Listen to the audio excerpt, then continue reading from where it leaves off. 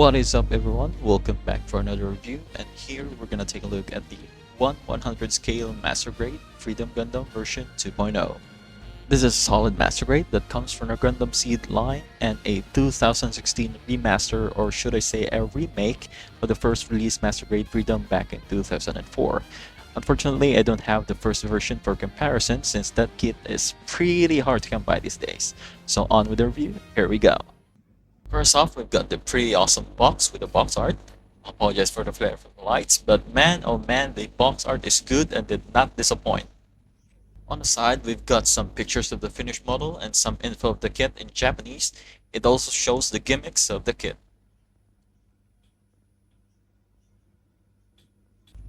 Inside the box, we got this kit manual with the box art cover in front and the model kit at the back. We got the accessories here that comes together with the kit.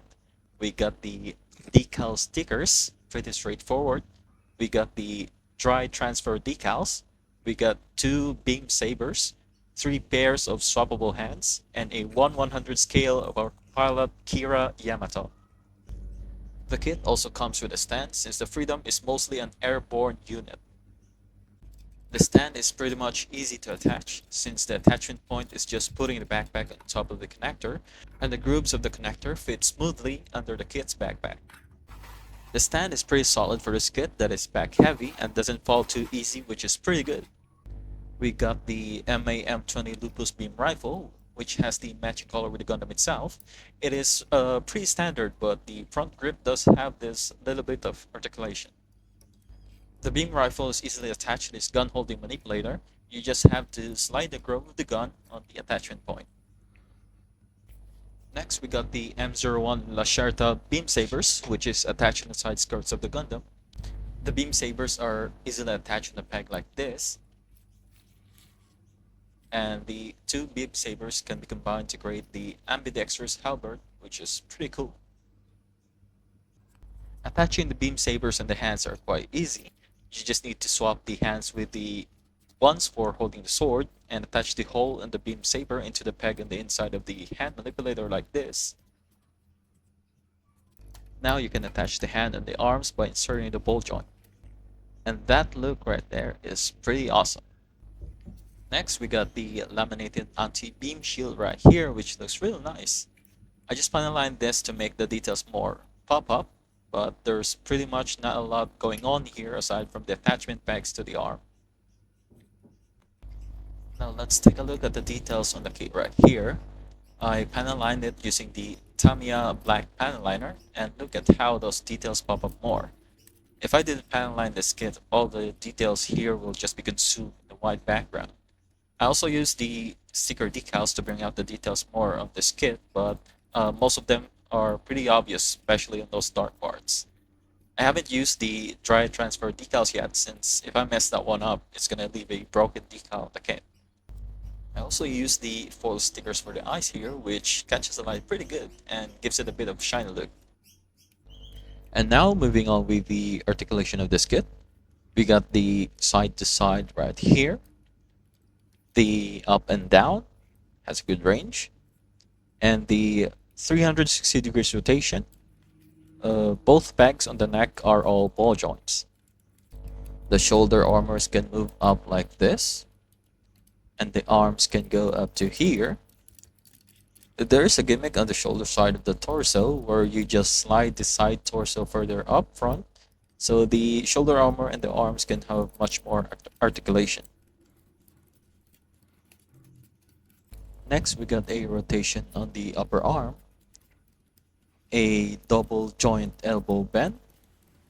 You can also extend the elbow joint here for a much wider range of articulation.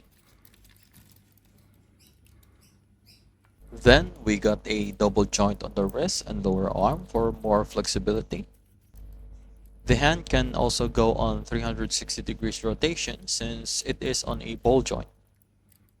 The torso can move all the way up to the back, and we also have a nice up crunch right here. We got the cockpit articulation where we just slide this one down, and there we can see the figure of the pilot inside. Moving on to the lower part, we got the Cepheus railgun on the side skirt. It has 3 points of articulation where we can just fold it out like this for a firing position. On the side, you can also pull out this peg for the hand to hold the railguns. The front skirts can go open up like this, and the back skirt armor can also go up and down on this peg right here. The peg on the waist part that connects the leg can go down for a much better leg articulation. However, this peg is quite brittle, so you must apply only minimum force for it not to break. There is, however, a metal replacement part on this available online, just in case you did break this part. The leg can go sideways up to here. We got a double jointed knee bend, which is good.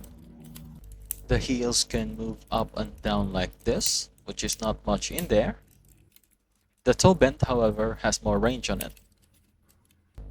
Moving on to the backpack of the Freedom, this is where there is a lot of changes design-wise from the first version, or from the anime version. In regards to the articulation, it is somewhat just on par, aside from the new gimmicks attached into this version 2 of the kit. We have the plasma beam cannon that can go out like this, separately from the rest of the wings. Each wings can move independently from each other. The beam cannon also has an articulation here that can bend it to the front into its firing position. The version 2, you can also open up the vents here and also extend the part at the end of the cannon. Attaching the backpack is just easy, as you just need to attach it at the rectangular hole at the back of the Gundam. Now we got the height comparison with the other kit. It has the same height as its sister unit, which is the Justice Gundam. Both are on Master Grade 1/100 scale. Then we got the High Grade 1/144 scale Barbatos Gundam. It is also taller than the anime hero Zoro, which stands at 6 inches. The non-scale Bumblebee, which stands at 2.6 inches. Then we got the entry grade RX-78 Gundam, which is the average height of all the 1/144 scale kits. Overall, the Master Grade 1/100 Freedom Gundam gives a lot more on the articulation and on the design. The design itself has somewhat of a metal build vibes, with all the details being added as compared to its first version, which is much more faithful to its anime version. It just shows just how far the Gunpla technology and engineering has come compared to its predecessor.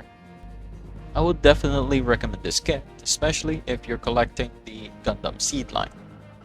Anyways, thank you so much for watching, and see you next time.